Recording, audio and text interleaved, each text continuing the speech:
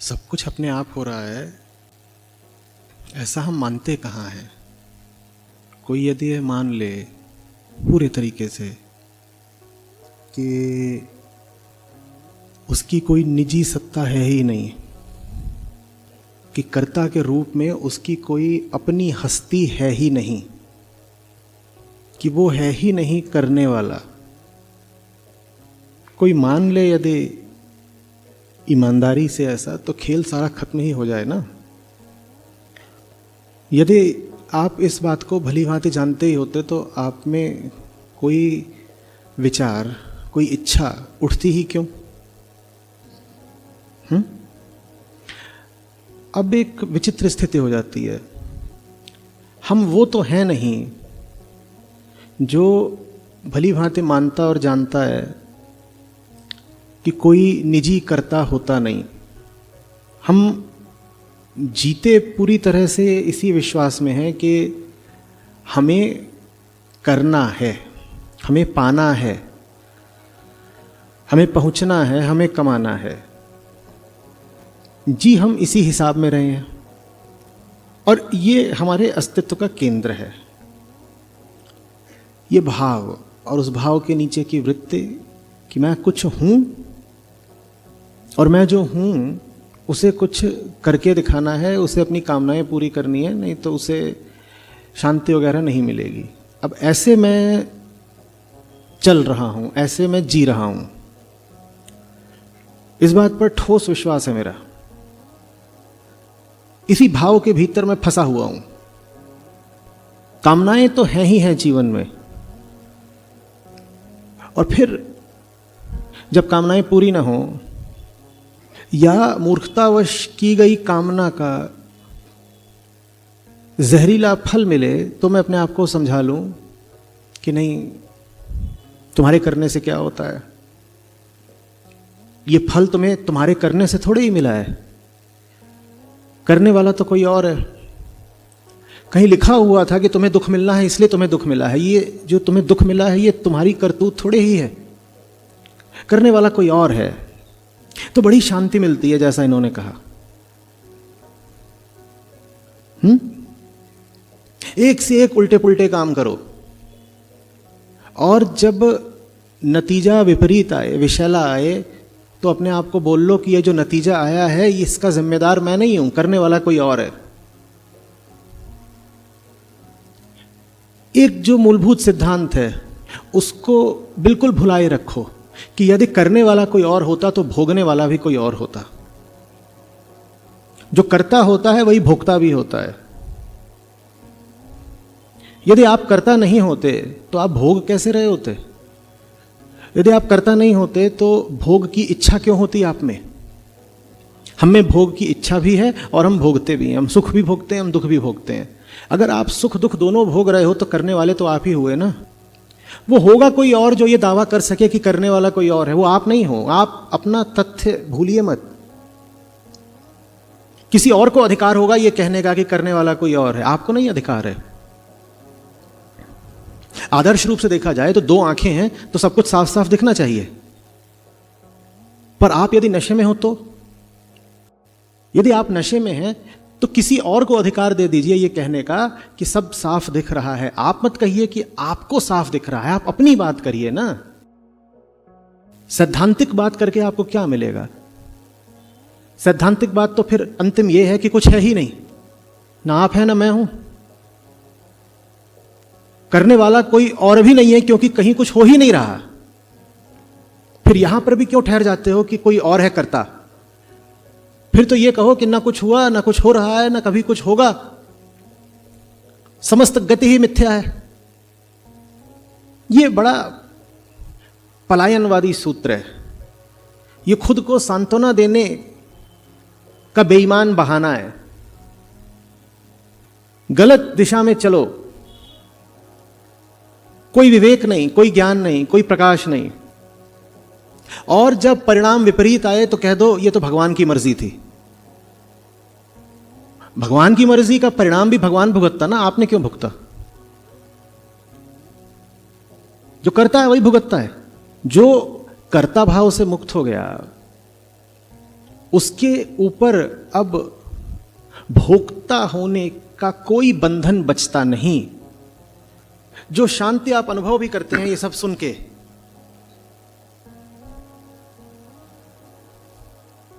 कि होगा तो वही जो ईश्वर चाहेगा, वो शांति भी बस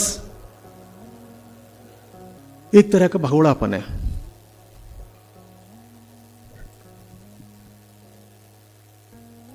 हमारा यथार्थ क्या है, ध्यान से समझिए। हमारा यथार्थ यह है कि हम अभी वहां हैं नहीं जहां हमें साफ ज्ञान हो कि हम हैं ही नहीं।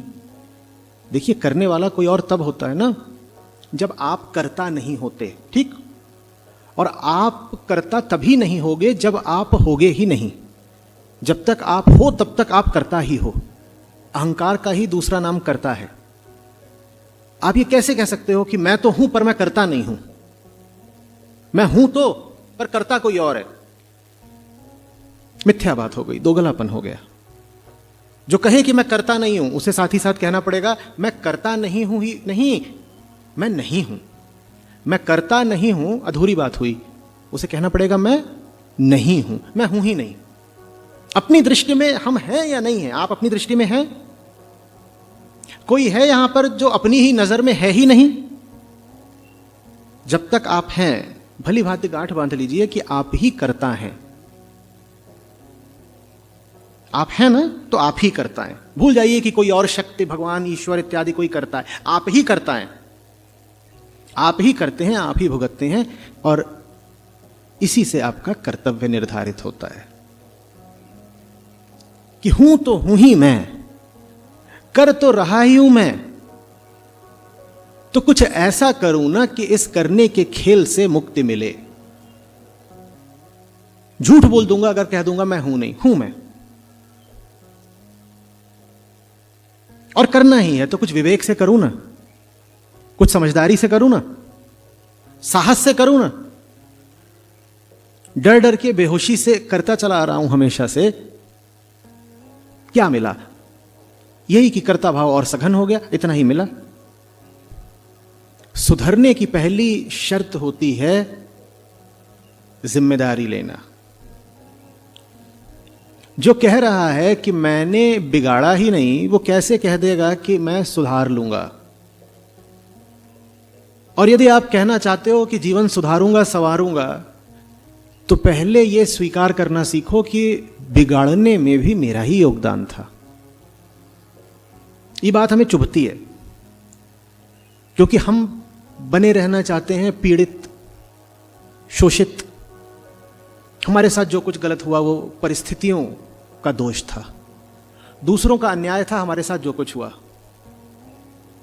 अगर दूसरों ने आपके साथ गलत किया है तो आप देख नहीं रहे कि आपने दूसरों को ही अधिकार दे दिया कि अब सही भी वही करें। तो फिर आप सही भी कैसे कर पाएंगे? जब दूसरे गलत करते हैं तो सही भी दूसरे ही करेंगे ना। ये तो कितनी बड़ी परनिर्भरता हो गई। मैं क्या करूं, मैं तो अपने माहौल का शिकार हूं।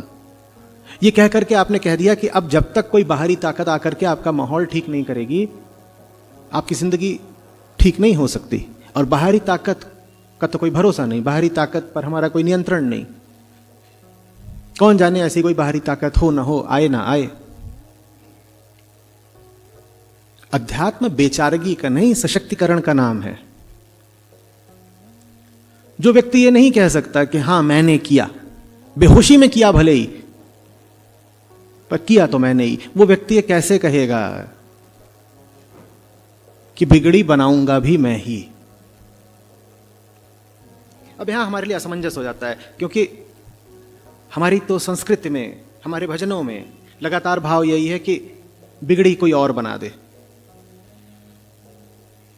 वो जिससे आप प्रार्थना करते हैं ना कि मेरी बिगड़ी बना दो, वो बिगड़ी बनाता भी आपके ही माध्यम से है। उसके अपने कोई हाथ होते नहीं, उसका अपना कोई मन या मस्तिष्क होता नहीं। उसे अगर आपकी बिगड़ी बनानी है तो आपकी ही सत्ता के माध्यम से बनाएगा। उसे आपको अगर कुछ देना है तो आपके ही हाथों से आपको देगा। उसके अपने हाथ कहां हैं बताइए? वो तो निर्गुण, निरूप, निराकार है वो तो। आप बाहर उससे मांगते हैं, वो आपके भीतर बैठा है। उसी को आत्मा कहते हैं, उसी को सत्य कहते हैं। आपको ही चुनना होता है कि आपके कर्म की दिशा उसकी ओर होगी या अपनी ओर होगी। हम कौन हैं जो झूठ मूठ अपने आप को बहुत होशियार, बड़ा शक्तिशाली कर्ता मानता रहता है। अब मान तो लिया, ये क्या करें? सिर्फ कह देने से मैं करता नहीं हूं, आपका कर्ता भाव खत्म तो हो नहीं जाएगा। चलिए एक काम करते हैं, 100 बार जपते हैं अभी यहीं बैठ करके, मैं करता नहीं हूं, मैं करता नहीं हूं, मैं करता नहीं हूं। आपका कर्तृत्व तो खत्म हो गया। कहिए हम यहां, चलिए 500 बार जप लेते हैं, कर्ता कोई और है, कर्ता कोई और है। आपका कर्ता भाव उससे गल गया, तो हम कर्ता हैं। और ईमानदारी की बात यह है कि जब करना ही है तो ठीक करें। ठीक कैसे किया जाता है? वो काम करो जो करने वाले को गलाता चले, छोटा करता चले। कर्ता ऐसा काम करे जो कर्ता को ही मिटाता चले। पर करना कुछ है नहीं, बस कह देना मैं करता नहीं हूं, ऐसे छूटेगा नहीं कर्ता भाव। उसकी कीमत चुकानी पड़ती है। और यह बड़ी विचित्र बात है कि कर्ता को मिटाने का उपाय भी स्वयं कर्ता ही है। ऐसा कर्ता जो सही कर्म करे, कह कह के, रट रट के, मान मान के नहीं मिटता कर्ता, सही कर्म करके मिटता है कर्ता। कर्ता को अपने मिटने के लिए भी सही कर्ता होना पड़ता है। यह भेद सूक्ष्म है, अच्छे समझिएगा। होगा कोई करोड़ों में ऐसा जो कहे कि कर्ता एक मान्यता तो है, मैं मानता था मैं करता हूं, अब मैं नहीं मानता मैं करता हूं, और वो मुक्त हो जाए। करोड़ों में किसी एक के साथ ऐसा होता है। अन्यथा मान्यता सिर्फ कल्पना कर लेने से मिटती नहीं। अध्यात्म कोने में बैठ करके ये रटने का नाम नहीं है कि भगवान मेरी नैया तो अब तुम पार लगा दो। जिस दिन आप पैदा हुए थे, आपने अपनी नैया अपने हाथ ले ली थी। आपको अपनी नाव अपने हाथ में नहीं लेनी होती तो आप पैदा ही क्यों हुए होते? सारा कर्ता भाव आप में ही निहित है, और अब आप उसे सुविधानुसार त्याग नहीं सकते कि जब तो जिंदगी में मजा आ रहा है तो हम मजा खूब भोगेंगे, और जब स्थितियां प्रतिकूल हो जाएंगी तो हम कहेंगे ईश्वर अब तुम संभालो। जब मामला गड़बड़ होने लगे तो कह देते हैं भगवान जी अब आप संभालो। और जब जिंदगी में मजे आ रहे होते हैं तब क्यों नहीं कहते कि भगवान जी मजे भी आप ही लो, मजे भोगने के लिए आप हो। और जब मामला गड़बड़ा जाए तो कहो नहीं करतार स्वामी तू देख अब। उसको क्या समझ रखा, इतना भोंदू है? आप ही होशियार हो, भगवान को भी चरा लोगे। सुख हम भोगेंगे, दुख के भोक्ता तुम हो जाना। ऐसे चलेगा ही नहीं। आप ही सब कुछ हैं, अपने शत्रु भी अपने मित्र भी। कोई नहीं बाहर से आकर आपको सहारा देने वाला। जो आपको बाहर से सहारा देना चाहता भी है वो अधिक से अधिक यही कर सकता है कि आपको आपके भीतर के मित्र से मिला दे। इसके अलावा आपको सहारा देने का कोई तरीका भी नहीं है।